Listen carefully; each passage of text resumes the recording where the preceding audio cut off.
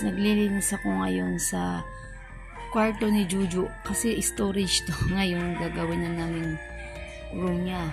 Gagawa na siya ng sariling room. Ito yung view. Ito yung sa kapitbahay namin. Sobrang lapit, no?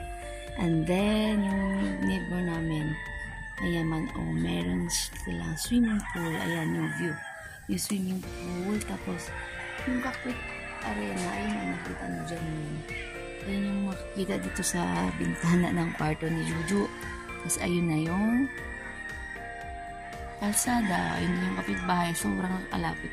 Ang gulo ng room. Pakita ko sa inyo. Ayan yung room ni Juju. Oh, mga stuffed toys niya. Ang dami. Tapos, ito. Ganito kalaki yung room ni Juju.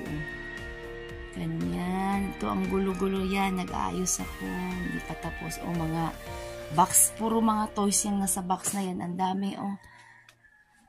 Yung printer nandun namin nilagay. Cabinet niya yan. Juju. And then, ito. Cabinet pa rin niya. Yung mga books. Ang dami pa.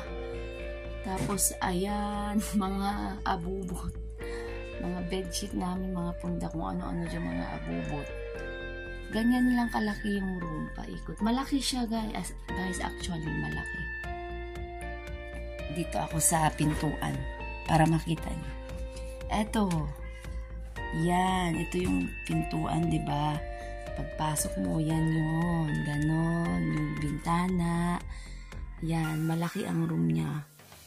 Kasya dito kahit 5, 6 na tao. Aayusin na namin now kasi gagawa na siya ng sarili niyang kama para lilipat na siya dito.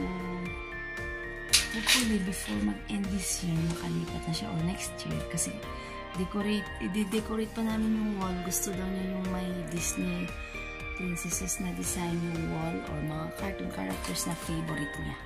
Yan, may aircon naman na dyan kaya okay na. Yun lang for today's vlog. Wala akong may content. Thank you for watching everyone. Sa mga sa mga walang sawang sumuporta sa channel ko. Thank you so much, guys. So much appreciated yung time na and effort na nag-watch kayo sa mga videos ko na not that magandang videos. Walang magandang eco-content. Thank you everyone.